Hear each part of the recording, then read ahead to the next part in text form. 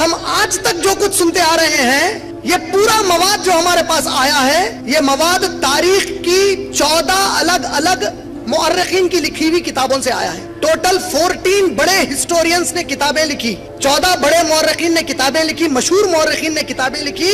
ان میں سے 14 میں سے 9 کی کتابیں ضائع ہو گئیں, بہت زمانے میں لکھے, کہیں مس ہو گئیں. 5 باقی ہیں.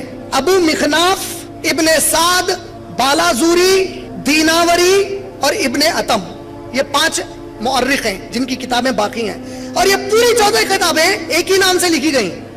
پوری 14 کتابیں ایک ہی نام سے لکھی گئیں جس کا نام ہے مقتل حسین, یعنی حسین رضی اللہ تعالیٰ عنہ کا قتل, اس نام سے لکھی گئی ہیں. یہ 14 کتابیں جنہوں نے لکھی, ان کی خاص بات یہ ہے کہ ان 14 کتابوں کو لکھنے والوں میں ایک بھی عرب نہیں ہے, پورے ایران کے آتھرز ہیں.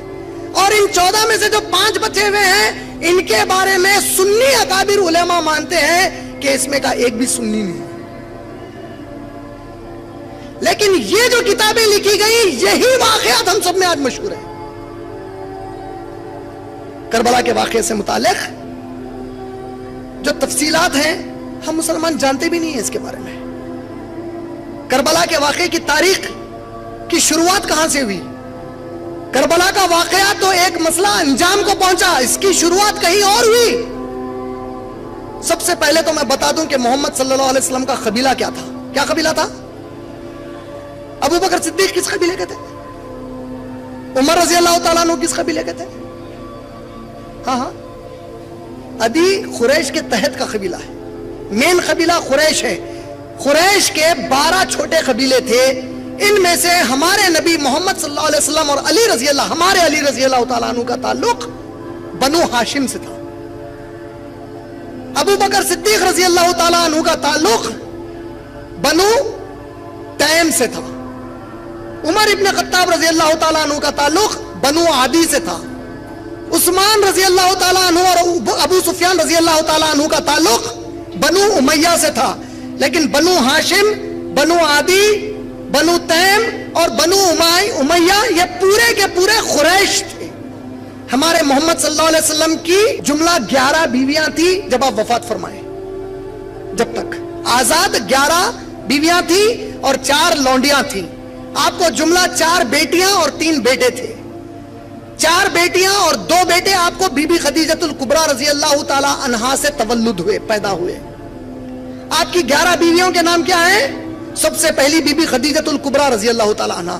کئی مسلمان ان کو خدیجہ بولتے, ٹی سے پڑھتے, ٹی نہیں ڈی ہے, وہ ڈی, دال تا نہیں ہے, وہ خدیجہ, خدیجہ رضی اللہ تعالی عنہا. اس کے بعد سودا رضی اللہ تعالی عنہا, عائشہ رضی اللہ تعالی عنہا, حفصہ رضی اللہ تعالی عنہا, زینب بنت خزیمہ رضی اللہ تعالی عنہا, ام سلمہ رضی اللہ تعالی عنہا, جویریہ رضی اللہ تعالی عنہا, زینب بنت جہش رضی اللہ تعالی عنہا, ام حبیبہ رضی اللہ تعالی عنہا, صفیہ رضی اللہ تعالی عنہا, اور 11ویں تھی میمونہ رضی اللہ تعالی عنہا. یہ 11 آزاد عورتیں نکاح میں تھی نبی صلی اللہ علیہ وسلم سے. اور 4 سے زیادہ شادی کرنے کی مخصوص اجازت صرف ہمارے نبی صلی اللہ علیہ وسلم کو تھی. عام مسلمان کو صرف 4 تک کرنے کی اجازت ایک وقت میں ہے. سورہ نساء سورہ نمبر 4 آیت نمبر 3 کے ضمن میں. باقی کے پورے امتی نبی صلی اللہ علیہ وسلم کو چھوڑ کر ایک ہی وقت میں صرف 4 بیویاں رکھ سکتے ہیں. محمد صلی اللہ علیہ وسلم کو اللہ نے مخصوص یہ اجازت دی تھی کہ آپ صلی اللہ علیہ وسلم کو 4 سے زیادہ بیویاں تھیں. سورہ احزاب سورہ نمبر 33 کی آیت نمبر 6 میں اللہ نے کہا کہ میرے نبی کی جتنی بیویاں ہیں یہ مومنوں کے لیے, ان مسلمانوں کے لیے ماؤں کا مقام رکھتی ہیں. کا مطلب اگر آپ اور میں ہوں, کل میں مر جاؤں تو میری بیوی جب بیوہ ہو جائے گی, اگر وہ چاہے تو کسی ایک مسلمان سے شادی کر سکتی ہے, لیکن کوئی بھی مسلمان اپنی ماں سے شادی کر سکتا؟ کا مطلب اگر نبی کا انتقال ہو جائے تو ان کی جو بیویاں ہیں وہ تمہاری ماں کی طرح ہے, تم ان میں سے کسی سے بھی نکاح نہیں کر سکتے. تو ہماری مائیں ہیں وہ. سورہ احزاب آیت نمبر 6. اللہ نے سورہ احزاب سورہ نمبر 33 آیت نمبر 20 سے لے کر جب آپ آیت نمبر 60 تک پڑھیں گے, تفصیل سے نبی صلی اللہ علیہ وسلم کے گھرانے کا, آپ کے نکاح کا ذکر کیا. اور آپ صلی اللہ علیہ وسلم کو اللہ نے کہا ایک آیت میں کہ اے نبی صلی اللہ علیہ وسلم, اپنی بیویوں سے کہیے کہ اگر تم اس دنیا کو پسند کرتے ہو تو میں تمہیں اللہ کی طرف سے خوش کرنے والی چیزیں اس دنیا کی عطا کرتا ہوں, تم لوگ اسے لے لو اور مجھے چھوڑ کر چلی جانا, لیکن اگر تم اللہ کو اور آخرت کو پسند کرتے ہو تو رک جانا. ارے کون کمبخت ہو سکتا ہے جو وقت کے رسول کو چھوڑ کر جائے؟ اللہ کا شکر ہے ہماری ایک ام المومنین بھی اس پر راضی نہیں, بولی کہ اے اللہ کے نبی آپ کو چھوڑ کر جائیں دنیا کے لیے.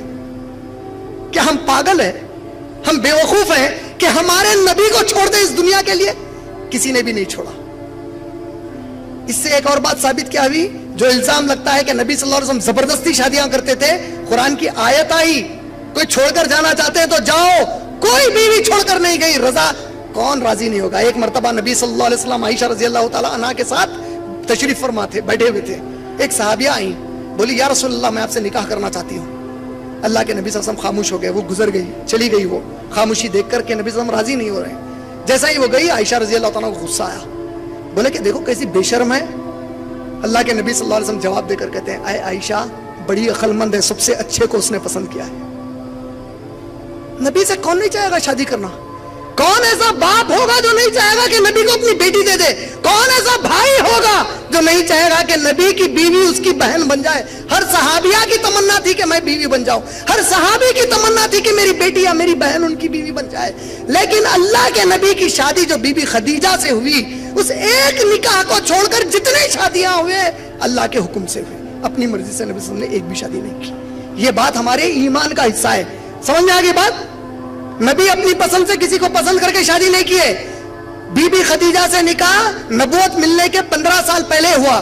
رسول کریم صلی اللہ علیہ وسلم کی عمر 25 سال تھی جب بی بی خدیجہ رضی اللہ تعالی عنہا سے نکاح ہوا. یہ ایک نکاح نبی صلی اللہ علیہ وسلم کا اپنی مرضی سے ہوا. اس کے بعد جتنے نکاح ہوئے وہ تمام کے تمام اللہ کے وحی کرنے کی وجہ سے ہوئے. تو پہلی چیز یہ نبی صلی اللہ علیہ وسلم کا گھر آنا. بی بی خدیجہ سے 4 بیٹیاں کون کون تھی؟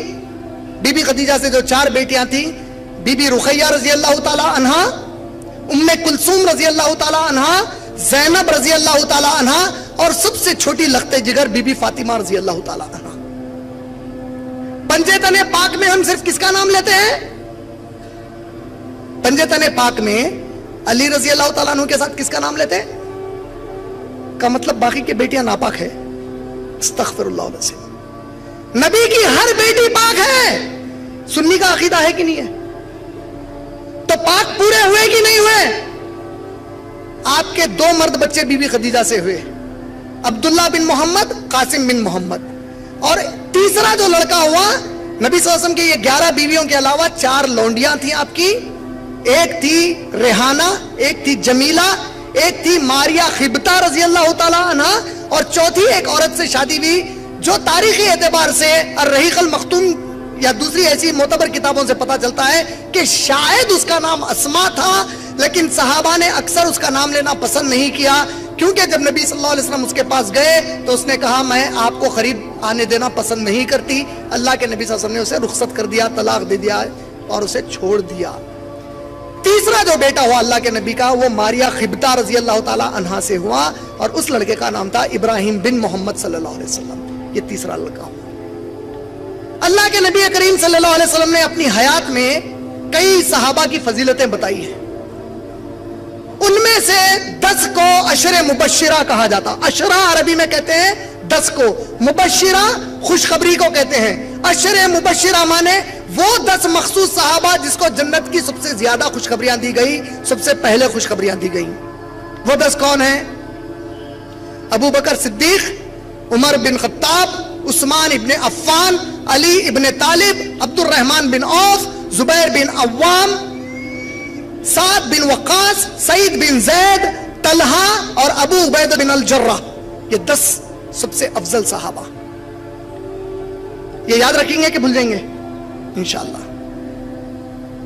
اب ان لوگوں کا ماننا یہ ہے کہ اس میں سے قرآن میں ایک آیت آئی ہے سورہ احزاب میں, جس میں اللہ نے آیت نمبر 32 سے لے کے 34 میں کہا کہ اے نبی کی بیویوں, اگر تم میں سے کوئی بھی نبی کے بعد کوئی گناہ کرتی ہے تو اس کو دوہرا عذاب دیا جائے گا, اور جو تم نیکی کرو گی اس کا بھی دوہرا اجر دیا جائے گا. آیت کیا ہے؟ اے نبی کی بیویوں، اگر تم میں سے کوئی نبی کے بعد صلی اللہ علیہ وسلم کے کوئی گناہ کرتی ہیں تو ان کو دوہرا عذاب دیا جائے گا. تو ان لوگوں کا جو سنی گھر میں نہیں رہتے ان کا ماننا یہ ہے، یہ آیت عائشہ رضی اللہ تعالیٰ عنہ کے لیے نازل ہوئی تھی.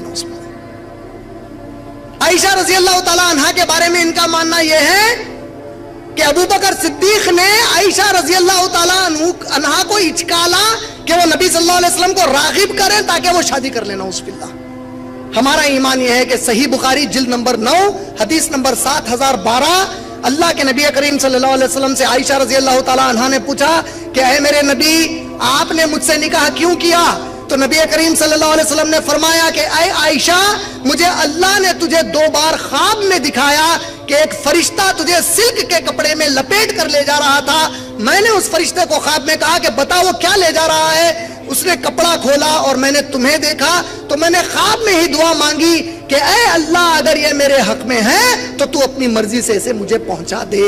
مجھے خواب میں ہی اشارہ دیا گیا تھا کہ میں تجھ سے نکاح کرنے والا ہوں. ہماری عائشہ رضی اللہ تعالیٰ عنہ پر یہ تہمت کہ وہ بدکار تھی، نعوذ باللہ، کہ وہ گنہگار تھی، ایسا ہو سکتا؟ اور جو ہماری ماں کو یہ بولے کہ بھی ہمارا دوست ہو سکتا. اب اس کے بعد جو واقعہ کربلا ہے، اس کی تاریخ تو آپ لوگ کئی بار سنے ہی ہیں. واویلا ہوتا ہے اس مہینے میں. علامہ اقبال کا ایک بڑا پیارا شعر ہے، وہ سنا کر باقی کا واقعہ سناتا ہوں. علامہ اقبال کہتے ہیں، کہہ دو غم حسین منانے والوں سے، کہہ دو غم حسین منانے والوں سے، مومن کبھی شہداء کا ماتم نہیں کرتے. کہہ دو غم حسین منانے والوں سے، مومن کبھی شہداء کا ماتم نہیں کرتے. ہے عشق میری جان سے بھی زیادہ اہل بیت سے، اہل بیت سے مجھے میری جان سے زیادہ محبت ہے. ہے عشق مجھے اپنی جان سے زیادہ اہل بیت سے، یوں سر عام کوئی ان کا تماشا نہیں کرتے. روئے وہ جو منکر ہیں شہادت حسین کے، ہم تو زندہ و جاوید پر ماتم نہیں کرتے. ایک بچپن میں میرا دوست تھا، وہ گھر والا تھا. میں ایک دن اس کو پوچھا، بھائی دیکھ، میرے کو ایک بات سمجھا، تیرے حساب سے ہمارے نبی صلی اللہ علیہ وسلم، تیرے حساب سے نبی صلی اللہ علیہ وسلم کے گھرانے پر بہت ظلم ہوا. جو کمبخت حرام خور نے ہمارے نبی کے گھرانے پر ظلم کیا، اللہ کی قسم اللہ اسے جہنم نصیب کر دے. لیکن وہ ظلم کا جو تم لوگ تذکرہ کرتے، کیا تم لوگ محسوس نہیں کر رہے ہیں کہ اس کے ذریعے سے میرے نبی کے گھرانے کے خواتین کی عزت روڈ پر اچھال رہے ہیں تم لوگ؟ ارے ایسا کیسا ہوتا؟ میں بولا ایک میں مثال دینا چاہ رہا ہوں میرے بھائی تیرے کو. یہی کہہ رہے ہیں علامہ اقبال. کیا کہہ رہے ہیں؟ لیکن ہم سر عام ان کا تماشا نہیں کرتے. میں بولا میرے بھائی برا مت مان، میں ایک چیز پوچھنا چاہ رہا ہوں، تیرے گھر میں کوئی کمبخت گھس گیا، آج کل انڈیا میں ریپ بہت ہو رہا نا، اب گھر میں گھس گیا، کوئی بھی نہیں ہے، خالی تیرے گھر کے عورتیں ہیں، اور کچھ بدکاری کر کے چلا گیا، تو اب اگلے سال وہ تاریخ کے اوپر تو گھر کے اوپر اسپیکر لگا کے ارے رے رے رے گھر کا دروازہ توڑ کے گھسا تھا، گھر میں کوئی بھی نہیں تھے رے، ارے گھر میں گھس گیا، ایسا کرا سنا تھا. ارے کمبخت میرے نبی کے گھرانے کے بارے میں تماشا کرتے پھر رہے. میرے نبی کے گھرانے کی عورتوں کو روڈ پر بیان کر رہے ہیں، نعوذ باللہ من ذالک. علامہ اقبال وہی کہہ رہے ہیں، ہم سر عام ان کا تماشا نہیں کرتے. میں اس کو بولا اللہ کرے کہ اللہ کسی مومن کو شہادت کی موت نہ دے. یہ کیا بات ہوئی؟ میں بولا نہیں بھائی، شہادت کی موت نہیں چاہیے. یہ کیسی بات ہوئی؟ شہادت نہیں آنا بھائی، اللہ کسی بد نصیب کو بھی نصیب نہ کرے، میرے دشمن کو بھی شہادت نہ آئے. ارے کیسی بات کر رہا بھائی، شہادت بہت بڑی چیز ہے. میں بولا پھر ماتم گئی کو کر رہے. ارے شہادت اگر بہت بڑی چیز ہے تو ماتم کس بات کا ہے؟ اور اگر تم ماتم کرتے ہو تو غنیت الطالبین میں شیخ عبد القادر جیلانی رحمۃ اللہ علیہ صفحہ نمبر 459 پر کہتے ہیں کہ ماتم کرنا حرام ہے. اور آپ لوگ جب ماتم کرتے ہی ہو میرے بھائی تو شہادت سے تو جنت ملتی ہے. اگر ماتم اس بات کا غم ہے آپ کو کہ حسین رضی اللہ تعالیٰ عنہ کی جان گئی ہے تو اس سے زیادہ غم ایک مسلمان کو اس بات کا ہے کہ نبی اب اس دنیا میں باقی نہیں رہے. عمر ابن خطاب کو بھی قتل کیا گیا, عثمان غنی کو بھی قتل کیا گیا, علی ابن طالب کو بھی ختم کیا گیا, اور یہ تینوں مقام اور مرتبے میں حسین رضی اللہ تعالیٰ عنہ سے بڑے تھے. سنیوں میں بھی ایک شعر عام ہو گیا, اسلام زندہ ہوتا ہے ہر کیا, کبھی اس شعر کا معنی غور کیا؟ اسلام زندہ ہوتا ہے ہر کربلا کے بعد. اور اللہ تعالیٰ آل عمران میں جنگ بدر کو, قرآن میں اللہ جنگ بدر کو یوم الفرقان کہہ رہے ہیں. یہ دن ایمان اور کفر کو فرق کرنے والا دن تھا بول رہے ہیں. اللہ کے نبی صلی اللہ علیہ وسلم بخاری میں دعا مانگ کر بتا رہے ہیں, صحیح بخاری میں روایت, کہ اے اللہ اگر آج تو نے ہمیں کامیابی عطا نہیں کی, میرے رب, میرے پروردگار, قیامت آنے تک اس زمین پر اللہ کہنے والا کوئی نہیں رہے گا. اس سے بڑی جنگ ہو گئی ہے. اللہ اکبر, کیا ہو گیا؟ آپ لوگ کبھی غور کریں اس کا معنی اسلام زندہ ہوتا ہے ہر کربلا کے بعد کا معنی کیا نکلا؟ کہ حسین رضی اللہ تعالی عنہ جب وہاں پر شہید کیے جا رہے تھے, ان پر ظلم عظیم ہو رہا تھا, ان کو کمبختے قتل کر رہے تھے, تو کیا ان کے زمانے میں دوسرے صحابہ بھی باحیات تھے کہ نہیں تھے؟ اتنی بڑی جنگ جس میں اسلام پہ بات آ گئی اور صحابہ گھروں میں بیٹھے ہیں. میرے بھائی تو تم مان لیے نا کہ یہ لوگ مرتد اور منافق ہیں, کہ اسلام کی جنگ تھی اور پورے صحابہ اپنے گھروں کو چھپ کے بیٹھے تھے. نہیں سمجھے میری بات کو؟ اسلام کی عزت پہ بات آنے کے بعد کوئی صحابی اپنے گھر میں بیٹھ سکتے کبھی؟ اللہ کے نبی کریم صلی اللہ علیہ وسلم کے زمانے میں دشمنان اسلام نے حملہ کیا.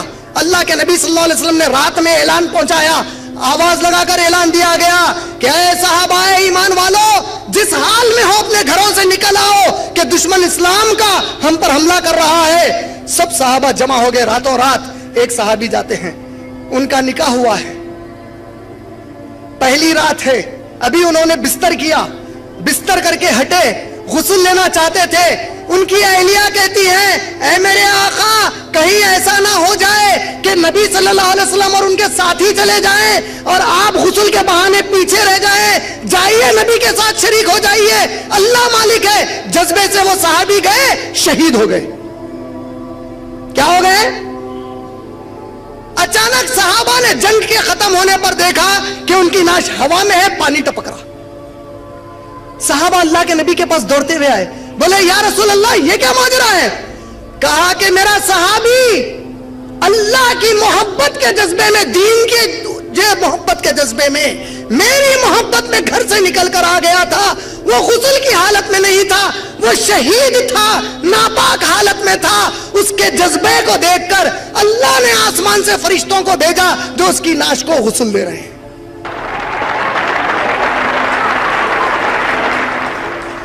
یہ تو میں ایک چھوٹے سے صحابی کا, درجے میں چھوٹے سے صحابی کا قصہ سنایا. آپ کہہ رہے ہیں کہ کربلا میں اسلام مر چکا تھا اور اس کو زندہ کیا ایک ہمارے حسین رضی اللہ تعالیٰ عنہ نے. تو آپ ذرا سمجھائیے میرے بھائی کہ باقی کے صحابہ تو منافق اور مرتد ہو گئے کہ اسلام کی عزت پہ بات تھی, کوئی بھی نہیں تھا, صرف حسین رضی اللہ تعالیٰ عنہ تھے.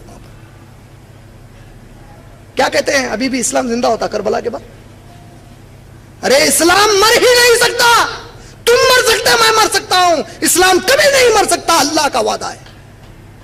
سورہ توبہ کی آیت نمبر 33 میں اللہ نے کہا, هو الذی ارسل رسولہ بالہدی ودین الحق لیظہرہ علی الدین کلہ ولو کرہ المشرکون. وہی ہے جس نے اس دین کو بھیجا ہے اپنے رسول پر, ہدایت دینے کے لیے بھیجا ہے ان کو, ہمارے نبی کو, اور اس دین کو وہ غالب کر کے رہے گا چاہے شرک کرنے والوں کو یہ بات کتنی ہی ناگوار کیوں نہ گزرے. اسلام مر ہی نہیں سکتا. کربلا کا جو واقعہ ہے اس کی تاریخ عمر ابن خطاب رضی اللہ تعالیٰ عنہ کے دور سے شروع ہوتی ہے. اس کو سمجھنے کے لیے یہ نقشہ سعودی عربیہ کا ہے. یہ جو پورا آپ دیکھ رہے ہیں اس زمانے کا ایران ہے, یہ پورا اس زمانے میں یوروپ ہے. یہ پورے حصے پہ اور یہ پورے حصے پر عمر ابن خطاب رضی اللہ تعالیٰ عنہ کے دور پہ مسلمان پہنچ چکے تھے اسلام کا جھنڈا لہراتے ہوئے. ایک طرف اتنی دور پورا ایران آ گیا, ایک طرف وہاں تک چلے گئے. کہاں تک چلے گئے تھے؟ پیرس کے قریب تک چلے گئے تھے, فرانس میں.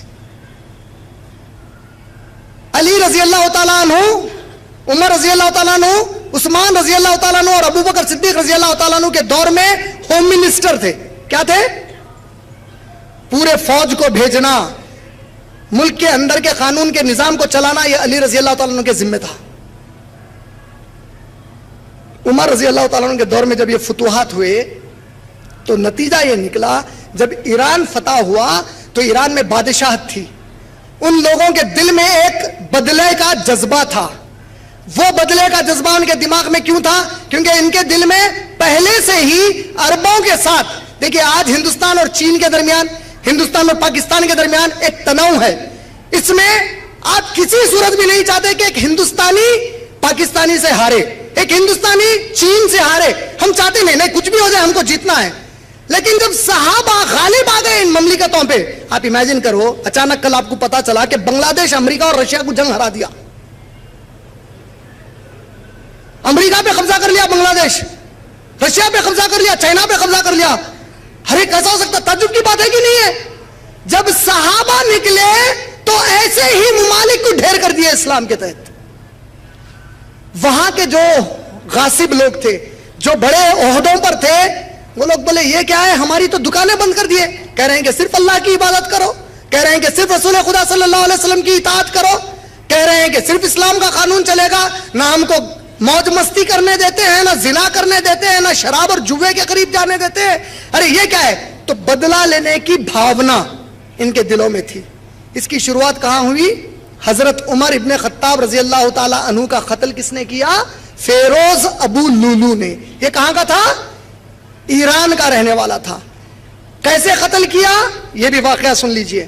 عمر ابن خطاب رضی اللہ تعالیٰ فجر کی نماز کی امامت کرنے کے لیے ٹھہرے اور صحابہ پورے پیچھے ٹھہرے ہوئے ہیں.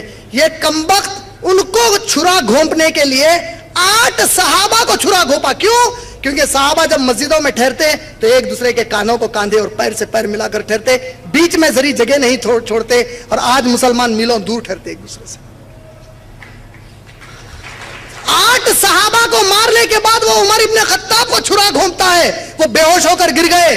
ہوش آتا ہے ہمارے امیر المومنین کو, عمر ابن خطاب رضی اللہ تعالیٰ عنہ کو جب ہوش آیا, ہوش میں آتے ہی پہلا جملہ انہوں نے پوچھا, کیا مسلمانوں نے نماز فجر ادا کی کہ نہیں کی؟ کہیں ایسا تو نہیں کہ میری محبت میں نماز چھوڑ دیے؟ کہا کہ نہیں, ان لوگوں نے ادا کی. پوچھا کس نے امامت کی؟ کہا عبد الرحمن بن عوف آگے بڑھ گئے تھے. کہتے اللہ کا شکر ہے ورنہ تم لوگوں کو کلمہ پڑھاتا. آج تو ہم نمازیں ترک کر رہے ہیں. وہاں کہا کہ کہیں میری محبت میں نماز توڑے, اگر میری محبت میں نماز توڑے تو کلمے پڑھا دیتا. آج تو مسلمان نماز چھوڑا ہے. اب یہ عمر رضی اللہ عنہ کا دوسرا سوال تھا, مجھے مارا کس نے؟ کہا فیروز ابو لولو نے مارا. کہا ہے اللہ تیرا شکر ہے کہ عمر کے قتل میں کسی مسلمان کا ہاتھ نہیں ہے. اور آج مسلمان سے ڈرتا پھر رہا ہے. آج وہ مسلمان زیادہ عزت والا ہے جو سب سے زیادہ مسلمانوں کو قتل کرتا ہے اس شہر میں. اور امیر المومنین کہہ رہے ہیں کسی مسلمان نے مجھے مارا. اللہ تیرا شکر ہے کہ کسی مسلمان نے مجھے نہیں مارا. یہ عمر رضی اللہ تعالیٰ کا قتل اللہ کے نبی کریم صلی اللہ علیہ وسلم کی ایک خواب کی پیشن گوئی تھی. اللہ کے نبی صلی اللہ علیہ وسلم کے خواب کے تعبیر کی پیشن گوئی تھی. عمر رضی اللہ تعالیٰ عنہ نے, صحیح بخاری میں روایت آئی ہے کہ عمر ابن خطاب نے اللہ کے نبی صلی اللہ علیہ وسلم کو کہا کہ یا اللہ کے رسول, میں نے کل رات ایک عجیب و غریب خواب دیکھا. میں نے دیکھا کہ ایک بڑا مضبوط دروازہ ہے اور وہ ٹوٹ کر گر گیا. اللہ کے نبی صلی اللہ علیہ وسلم نے پوچھا کہ اے عمر وہ ٹوٹ کر گر گیا یا تھوڑے تڑک آ گئے اس میں؟ کہا یا رسول اللہ ٹوٹ کر گر گیا. کہا کہ اے عمر میرے امت کا خلا تو ہے, میرے عمر اس کا دروازہ تو ہے. جس دن تو گرے گا میری امت میں فتنے آنے لگ جائیں گے. یہ پہلی شہادت. اب آیا کس کا دور؟ عثمان غنی رضی اللہ تعالیٰ عنہ کا دور آیا. جب عثمان غنی رضی اللہ تعالیٰ عنہ خلیفہ بنے, ان کی خلافت 13 سال تک تھی. کتنے سال تھی؟ آپ کے شروع کے 10 سال بہت زبردست گئے. آپ کے خلافت کے دور میں صحابہ انڈونیشیا, ملیشیا تک گئے. ہندوستان میں سب سے پہلے اسلام کس نے لایا؟ ہم کہتے ہیں معین الدین چشتی رحمۃ اللہ علیہ نے لایا, لیکن تاریخ کہتی ہے کہ صحابہ کیرلا میں آئے. 200 سے زیادہ صحابہ کی خبریں کیرلا میں ہیں آج. ارے ہمارے صحابہ کوئی چپا چھوڑ سکتے زمین کا اللہ کے نبی کے؟ وہ لوگ لائے, انڈونیشیا تک لے گئے. اب دور شروع ہوا دوسرے بڑے فتنے کا. عثمان رضی اللہ تعالیٰ عنہ کے دور میں یمن کے علاقے صنع سے نکل کر ایک شخص آیا جس کا نام عبداللہ ابن سبا تھا. یہ شخص آ کر مسجد نبوی کے پاس ٹھہرتا ہے اور کہتا ہے مجھے عثمان بن عفان سے ملاؤ, مجھے ان کے ہاتھ پر کلمہ پڑھنا ہے. ہمارے عثمان رضی اللہ تعالیٰ عنہ ہم جیسے لالچی نہیں تھے جو لوگوں کو کلمے پڑھا کر سب میں اشتہار کرتے پھرتے میں نے اتنوں کو کلمے پڑھائے, اتنوں کو کلمے پڑھائے. انہوں نے اس کو سوال کیا اور پوچھا کہ تو یمن سے یہاں تک آیا, کیا راستے میں تجھے کوئی مسلمان نہیں ملا جس کے ہاتھ میں کلمہ پڑھتا؟ میرے تک اگر دین سے محبت ہے, اللہ پر سچا ایمان ہے, تو میرے کلمہ پڑھانے کا کیا ہے, کہیں بھی پڑھ لیتا. اور یہ عبداللہ بن سبا کون تھا؟ یمن کے صنع کے ایک بہت بڑے یہودی عالم کا بیٹا تھا. وہ یہودی خاندان جب مسلمان قبضہ کیے یمن پر تو وہ خاندان ان کا غلام بن کر آیا. یہ بچ گیا, اس نے اسلام کا ڈھونگ کیا اور اس ڈھونگ کو لے کر چلا کہ جب موقع ملے گا میں وار کروں گا ان کے اوپر. یہ عثمان رضی اللہ عنہ کے دور میں مسجد نبوی میں پہنچا اور وہاں رہنا شروع کیا. اس نے 3 سوال مسلمانوں کے بیچ کرنا شروع کیے. اس نے پوچھا بھائی یہ بتاؤ کہ اللہ کے نبی کے داماد ہیں علی رضی اللہ تعالیٰ عنہ, اللہ کے نبی کی بیٹی ہے بی بی فاطمہ, اللہ کے نبی کے بنو ہاشم قبیلے سے علی رضی اللہ تعالیٰ عنہ ہے. اب سمجھ میں آیا اہمیت دیکھو یہاں پہ. جبکہ عثمان رضی اللہ تعالیٰ عنہ تو بنو امیہ کے ہیں, تو تم لوگ کیسے لوگ ہو کہ نبی کے خاندان سے ہی ایک داماد موجود ہے, اس کی موجودگی میں تم نے دوسرے قبیلے والے کو خلیفہ کیسے بنا لیا؟ یہ پہلے فتنے کا سوال کیا اس نے. دوسرا اس نے کہا ہر نبی کا کوئی نہ کوئی وصی ہوتا ہے. موسیٰ علیہ السلام کے وصی تھے ہارون علیہ السلام, تو محمد صلی اللہ علیہ وسلم کے وصی علی ہونا چاہیے, تم نے دوسروں کو خلیفہ کیسے بنایا ان کے ہوتے ہوئے؟ یہ دوسرا سوال. تیسرا سوال اس نے کیا کہ اگر عیسیٰ علیہ السلام زمین پر واپس آ سکتے ہیں قیامت کے پہلے, تو کیا تمہارے اور ہمارے نبی ان سے غیر افضل ہے؟ اگر وہ واپس آ سکتے ہیں تو نبی بھی ہر وقت ہر جگہ موجود ہو سکتے ہیں. یہ تیسرا اس نے فتنہ ڈالا. جب یہ بات صحابہ میں عام ہوئی, اسے ایگزائل کیا, تڑی پار کیا, روڑیوں کو کرتے نا, تڑی پار کی, شہر بدر کرے اس کو, بولے نکل یہاں سے. وہ نکل کر کہاں گیا جانتے ہیں آپ لوگ؟ وہ وہاں سے نکل کر گیا مصر, ایجپٹ کو گیا. ایجپٹ میں جانے کے بعد اس نے سوچا کہ جو صحابہ والے مسلمان ہیں اور ان سے ملنے جھلنے والے قریبی مسلمان ہیں, یہ علم کے پکے ہیں کیونکہ صحابہ کی صحبت ہے ان کو. لیکن ایسے کئی مسلمان ہیں جو نو مسلم ہیں, جو صرف اسلام لانے کے بعد محاذ پر جنگوں میں ہیں, ان کا علم اتنا پکا نہیں ہے. ان سے مل کر شروع کیا کہ کیا تم اسلام کو پھیلانے میں مصروف ہو؟ کب تک خالی باہر دیکھتے رہو گے, ذرا گھر کے اندر دیکھو. لوگوں نے کہا کیا ہوا؟ بولا میں مدینے سے ابھی آ رہا ہوں, میں دیکھتا ہوں کہ عثمان اہل بیت پر بڑا ظلم کر رہا ہے وہاں پہ. نعوذ باللہ, جھوٹ باندھا اس نے. آپ کی میری تو نبی صلی اللہ علیہ وسلم سے محبت ہے, اللہ کی قسم ہے, قربان ہے کروڑ, ہر سانس پر قربان ہے ہمارے نبی کے ہم. وہاں جو مسلم تھے بولے ہاں ہمارے نبی کے گھرانے پر ظلم ہو رہا. تو ایک جذبہ پیدا کیا پہلے بی بی فاطمہ اور علی رضی اللہ تعالیٰ عنہ کے لیے, اور عثمان رضی اللہ تعالیٰ عنہ کے خلاف اس نے ایک جذبہ پیدا کیا. یہ جذبے کو بھڑکانے لگا, وہی سوال ڈالنے لگا. عمر ابن العاص رضی اللہ تعالیٰ عنہ کو پتا چلا یہ کمبخت یہاں پہ یہ کر رہا ہے, اس کو وہاں سے شہر بدر کرے, لات مار کے نکالے. اب وہاں سے نکل کر یہ پہنچا کہاں پر؟ کوفہ. کوفہ پہ گیا. کوفہ کیا تھا اس زمانے میں؟ میں آپ کو کیا بولا ابھی, علی رضی اللہ تعالیٰ عنہ کیا تھے 3 خلفاء کے دور میں؟ کیا تھے بولا؟ ہوم منسٹر تھے. عمر رضی اللہ تعالیٰ عنہ کے دور میں جب مسلمان فرانس کے قریب تک گئے تو علی رضی اللہ تعالیٰ عنہ نے مشورہ دیا, کس کو؟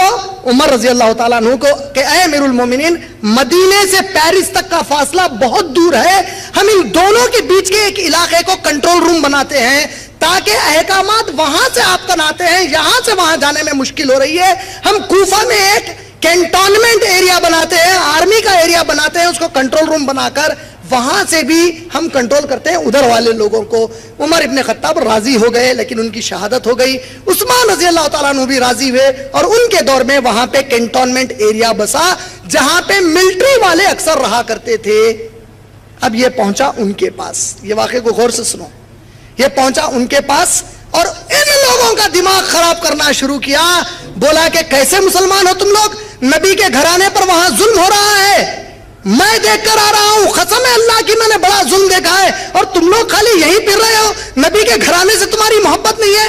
لفظ ان کو بھڑکاتا گیا, یہاں تک کہ ان فوجیوں میں سے ایک کثیر تعداد کو راضی کیا کہ چلو ہم مدینے کا حصار کرتے ہیں اور علی رضی اللہ تعالی عنہ کو اپنا خلیفہ بنا لیتے ہیں.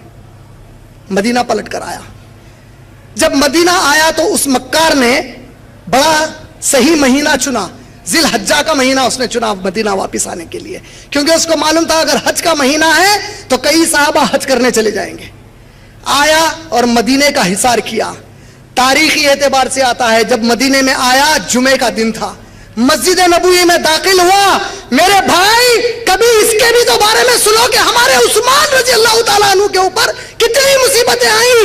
وہ عثمان ابن عفان رضی اللہ تعالیٰ عنہ جس کے بارے میں ہمارے رسول صلی اللہ علیہ وسلم نے بے شمار فضیلتیں بتائی ہیں, وہ خطبہ جمعہ دینے منبر پر چڑھے, یہ کمبخت منبر کے پاس جا کر ان کی داڑھی پکڑ کر نیچے کھینچتا ہے اور کہتا ہے تم خلیفہ بننے کے قابل نہیں, اترو نیچے اس منبر سے. صحابہ مسجد میں اٹھ گئے, عثمان ابن عفان نے بٹھایا ان کو, کہا کہ ٹھیک ہے میں نیچے بیٹھتا ہوں, کیا کرنا چاہتا ہے؟ کہا کہ تم اب ہرگز خلیفہ نہیں رہو گے, علی خلیفہ ہیں ہمارے. لیکن علی رضی اللہ تعالیٰ عنہ اور حسن اور حسین رضی اللہ تعالیٰ عنہ حج کے لیے گئے ہوئے تھے. ہمارے عثمان رضی اللہ تعالیٰ عنہ کو گھر میں قید کیا گیا. محرم میں کتنے دن پانی بند کر دیا گیا حسین رضی اللہ تعالیٰ عنہ کے لیے؟ صرف کتنے دن؟ عثمان رضی اللہ تعالیٰ عنہ کو گھر میں قید کر کے اس کمبخت نے 3 مہینے تک کھانا اور پانی بند کر دیا.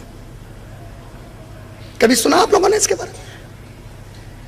یہاں تک نوبت آ گئی کہ ہمارے عثمان رضی اللہ تعالیٰ عنہ اپنے گھر کے چھت پر چڑھ گئے, چڑھ کر مدینے والوں کو آواز دیتے ہیں اور کہتے ہیں کہ اے مدینے والوں کیسے لوگ ہو گئے تم لوگ, جب میرے نبی کے زمانے میں اس مدینہ شہر میں قحط آیا, بھوکے اور پیاسے تھے تم لوگ, نبی نے کہا کہ کون ہے جو یہ کنواں خرید کر انہیں پانی پلائے, میں اس کے جنت کی بشارت دیتا ہوں, میں نے اس کنویں کو تمہارے لیے دام بڑھ کر دے کر خریدا اور تمہارے لیے مفت میں اسے دے دیا. کیا آج اس کنویں کا جو عثمان نے تم کو خرید کر دیا, اس کنویں سے بھی ایک قطرہ پانی نہیں پلاؤ گے عثمان کو؟ اللہ اکبر.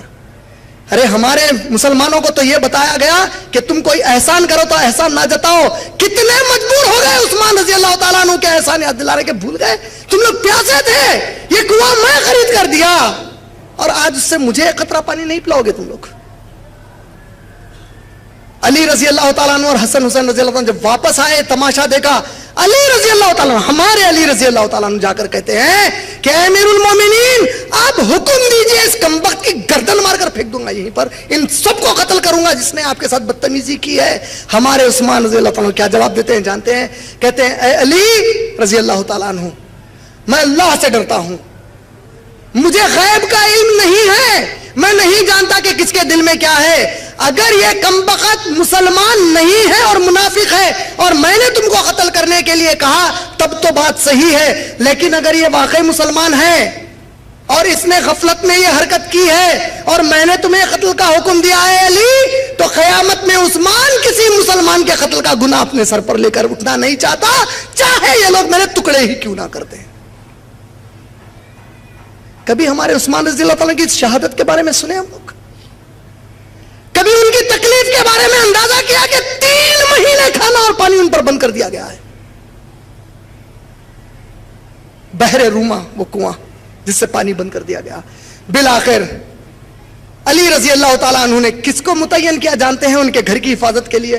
حسن اور حسین رضی اللہ تعالیٰ عنہ. اپنے 2 بہادر لاڈلوں کو کہا کہ اے حسن اور حسین تم لوگ ہمارے امیر المومنین کے گھر کی حفاظت کرو.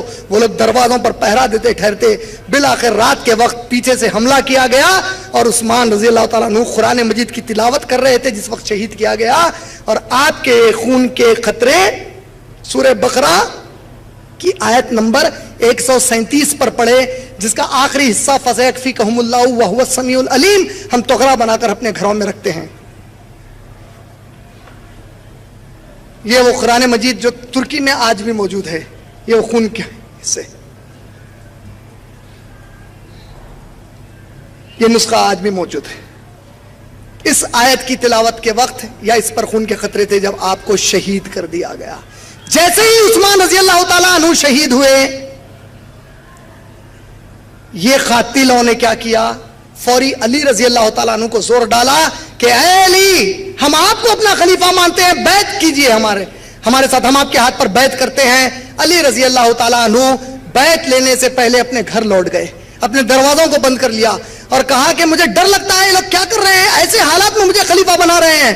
دوسرے صحابہ نے مشورہ دیا اور کہا امیر المومنین, یہ ہمارے نبی کا پاک شہر ہے جہاں قتل و غارت گیری حرام ہے, جہاں مدینے کے جھاڑ کا پتا توڑنا بھی گناہ ہے.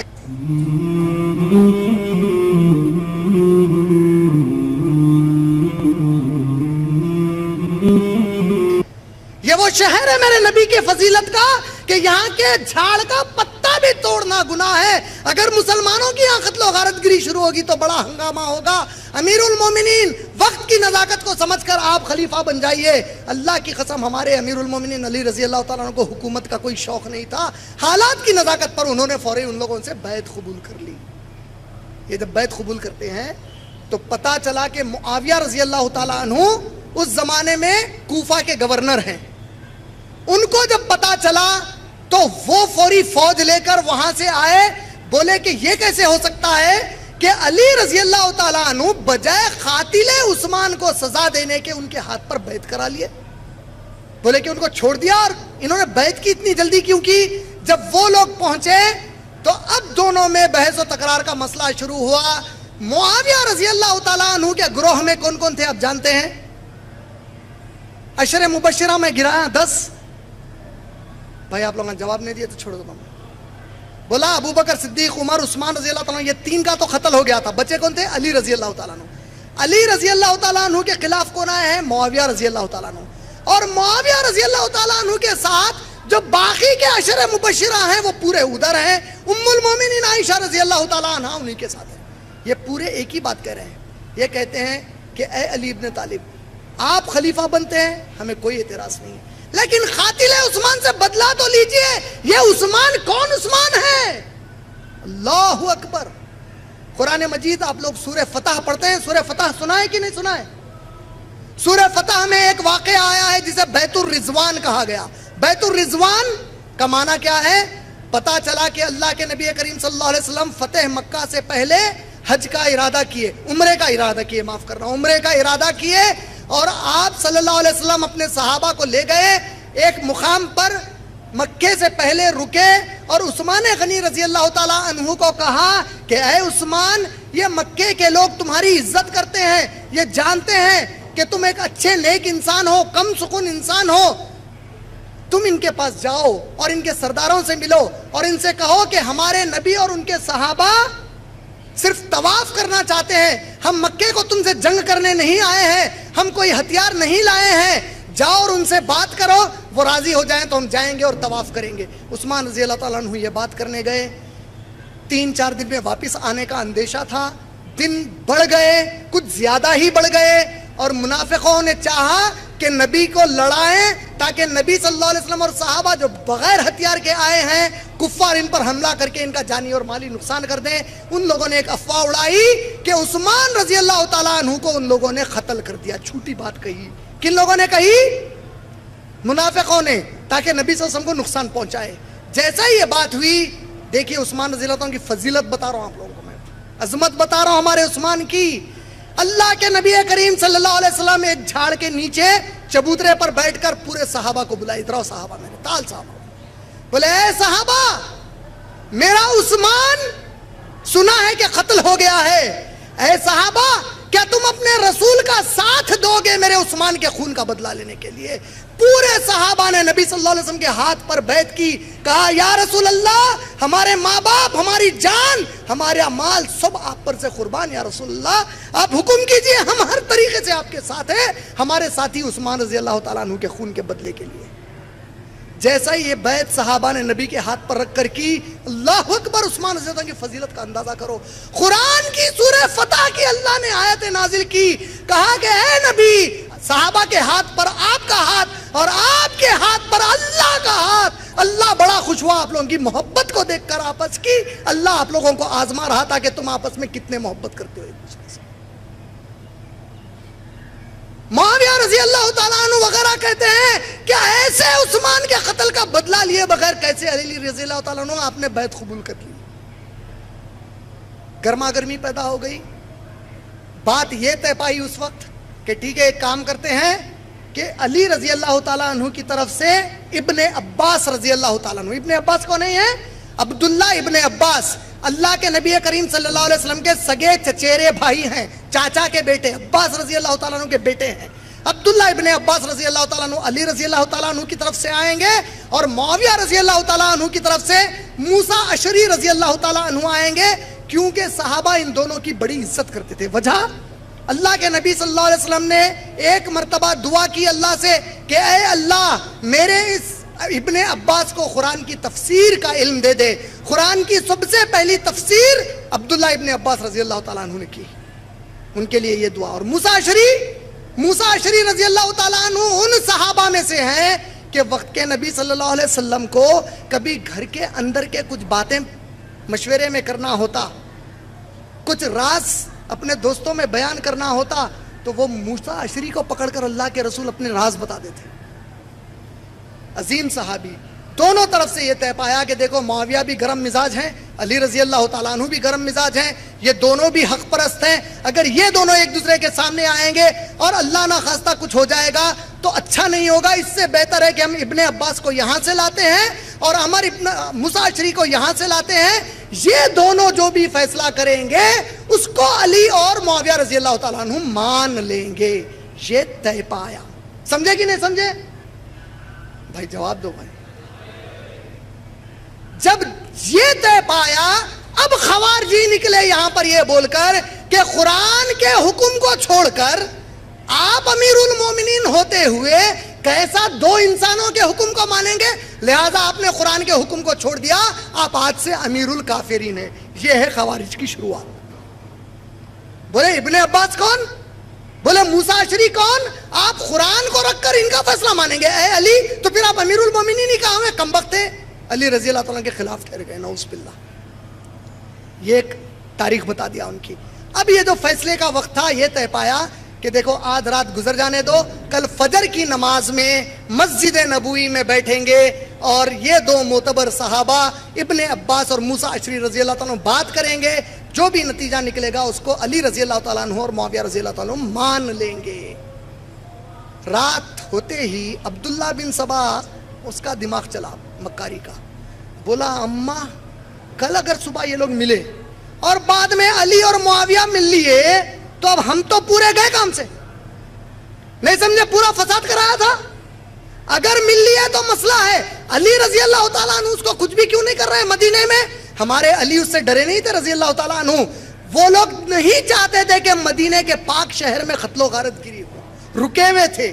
علی رضی اللہ تعالیٰ عنہ خود چاہتے ہیں کہ معاویہ کو سمجھاؤں تاکہ ان بدماشوں کو سزا دی جائے, لیکن وہاں غلط فہمی پڑ گئی کہ بھئی بیعت کیوں کیا. رات میں عبداللہ بن سبا نے پلاننگ کی اور اپنے گروہ میں دو لشکر بنائے.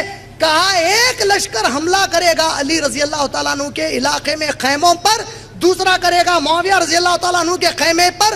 جو معاویہ کے خیمے پر حملہ کرے گا رضی اللہ تعالیٰ عنہ کے آواز لگائے گا کہ علی حق پر ہیں, علی حق پر ہیں, اور جو ادھر حملہ کرے گا آواز لگائے گا معاویہ حق پر ہیں, معاویہ حق پر ہیں. یہ رات میں حملہ ہوا, دونوں طرف غلط فہمی پھیلی اور جنگ جمل پیش آ گئی. جنگ جمل وہ جنگ جس میں عائشہ رضی اللہ تعالیٰ عنہا میدان میں آ گئیں, جس کو لے کر یہ لوگ عائشہ رضی اللہ تعالیٰ کو گالی دیتے ہیں کہ عائشہ رضی اللہ تعالیٰ عنہا علی رضی اللہ تعالیٰ کے خلاف آئیں اور کئی من گھڑت گندی گندی باتیں گھڑی ہیں. جبکہ ہمارے سنی عالم کہتے ہیں جب ہماری ماں میدان میں آئیں, جذبے میں آئیں, تو علی رضی اللہ تعالیٰ عنہ فوری دوڑتے ہوئے گئے, کیونکہ وہ تو علی کی بھی ماں ہے, ام المومنین ہے علی کے لیے رضی اللہ تعالیٰ عنہ کے لیے. دوڑتے ہوئے جا کر کہتے ہیں یا امی, اے میری ماں, کیا آپ قرآن کا حکم بھول گئیں کہ نبی کے بعد آپ لوگوں کو گھر کے باہر نہیں نکلنا تھا؟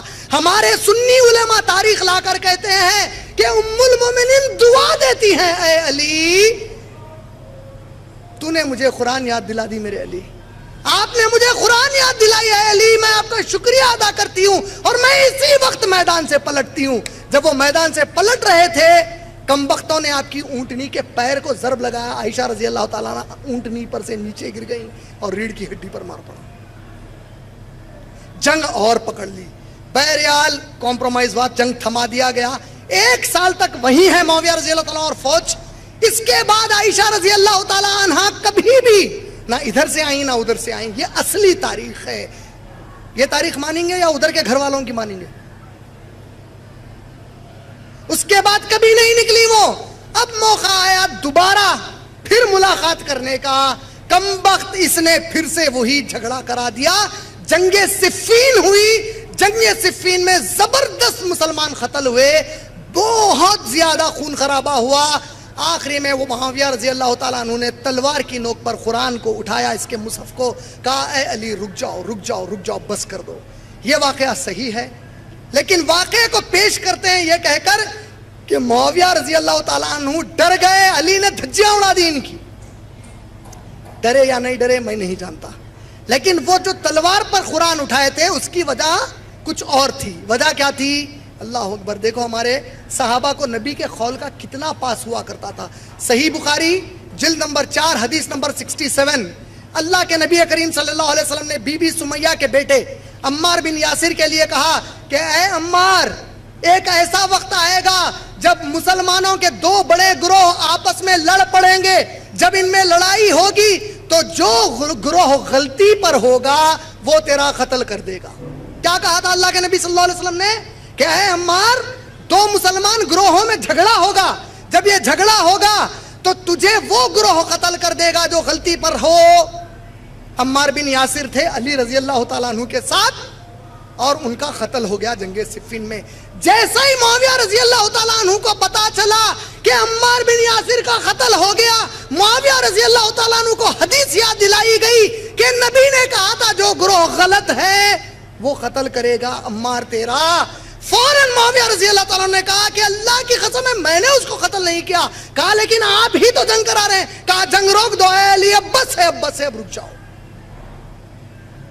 جنگ روک دی گئی۔ معاویہ رضی اللہ تعالیٰ عنہ واپس چلے گئے عراق کی طرف، کوفہ کی طرف واپس لوٹ گئے۔ علی رضی اللہ تعالیٰ عنہ مدینے میں تھے۔ اس جنگ کے بعد ادھر کے اور ادھر کے صحابہ نے یہ طے کیا کہ اے معاویہ تم جہاں پر ہو وہیں پر رہو، اے علی اب آپ بھی معاویہ کو کچھ مت کہیے، چھوڑ دیجئے اس کو اس کے حال پر۔ علی رضی اللہ تعالیٰ عنہ خلیفہ جب تک تھے، میں آپ لوگوں کو بتاتا چلوں، معاویہ رضی اللہ تعالیٰ عنہ نے ایک دفعہ بھی ان کی خلافت کے خلاف ایک لفظ نہیں کہا۔ کبھی معاویہ نے نہیں کہا علی مدینے کے خلیفہ ہیں اور میں یہاں کا خلیفہ ہوں۔ وہ وہیں کے گورنر تھے، جو علی رضی اللہ تعالیٰ عنہ فیصلے صادر کرتے، اکثر فیصلے وہاں پر بھی صادر کر دیے جاتے۔ اختلاف تھا، دشمنی نہیں تھی۔ مسلمان جب اختلاف کریں تو یہ معیار ہے اختلاف کرنے کا کہ اختلاف بھی ہم کریں گے تو اللہ کے خاطر کریں گے، ہم محبت بھی کریں گے تو اللہ کے خاطر کریں گے، دنیا پرستی میں کچھ نہیں کریں گے۔ دونوں طرف سے اللہ کو راضی کرنے کا جذبہ ہے، یہی اہل سنہ والجماعہ کا عقیدہ ہے۔ ہم سنیوں کا عقیدہ ہے کہ نبی کا ہر صحابی ہر عمل اللہ کے لیے کرتا تھا۔ اگر انہوں نے کچھ ایسا کام کیا ہے جو گناہ کبیرہ، گناہ صغیرہ بھی ہے، اگر کوئی کہتا ہے گناہ کبیرہ اور گناہ صغیرہ انہوں نے کیا ہے تو ان کا معاملہ اللہ کے حوالے ہے۔ ہماری اوقات نہیں ہے کہ نبی کے صحابہ کے بارے میں اپنے زبانیں کھولیں۔ صحیح کہہ رہا ہوں کہ غلط؟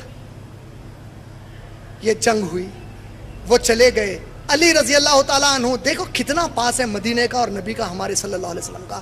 علی رضی اللہ تعالیٰ عنہ کہتے ہیں کہ اے ابن عباس، اگر ہم کچھ دن اور مدینے میں رہیں گے تو یہاں پہ اور گندگیاں شروع ہوگی اور ہمارے نبی کا شہر ناپاک ہوگا، لہٰذا ایک کام کرتے ہیں، چونکہ کوفہ میں پورا فتنہ شروع ہوا ہے، ہم کوفہ میں اپنا کیپٹل بناتے ہیں۔ اور پہلی مرتبہ نبی کریم صلی اللہ علیہ وسلم کے بعد مدینہ طیبہ سے کیپٹل کوفہ کو سلیکٹ کیا گیا۔ کوفہ میں علی رضی اللہ تعالیٰ عنہ گئے، اور کوفہ جب وہاں پر پہنچے تو اس کے پہلے علی رضی اللہ تعالیٰ عنہ نے خوارجیوں سے جنگ کی۔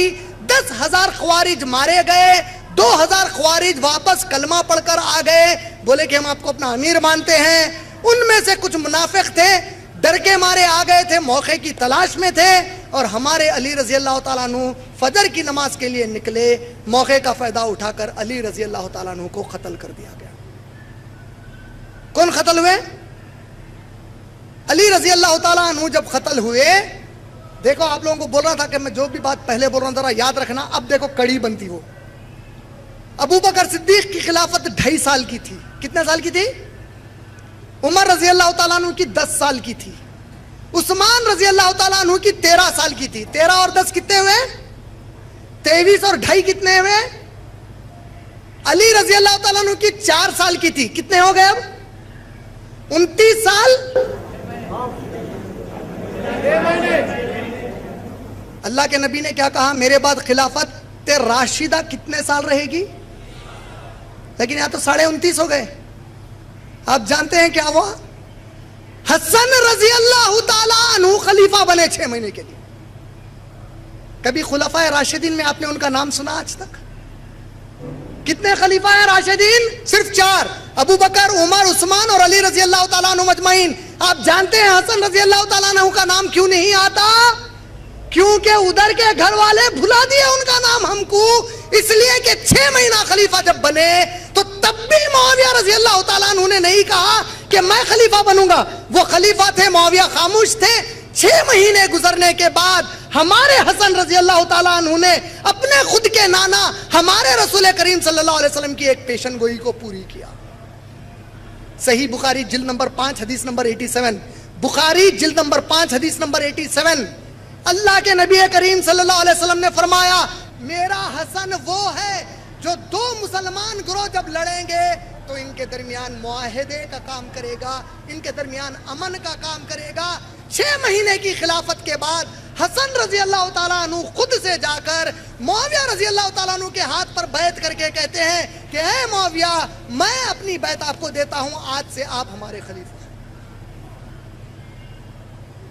نہیں سمجھے؟ یہ 6 مہینے ملائے تو 30 سال ہوئے۔ اللہ کے نبی کی کوئی بات جھوٹ ہو سکتی؟ کوئی غلط ہو سکتی؟ اللہ کی قسم میرا باپ کا باپ ہونا جھوٹ ہو سکتا، میری نبی کا قول جھوٹ نہیں ہو سکتا۔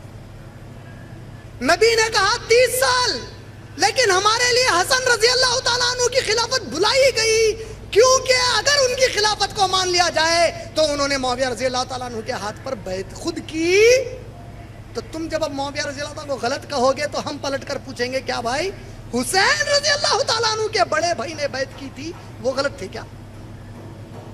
معاویہ رضی اللہ تعالیٰ عنہ خلیفہ بنے 19 سال کے لیے۔ کتنے سال کے لیے؟ 19 سے 20 سال کے لیے وہ خلیفہ بنے۔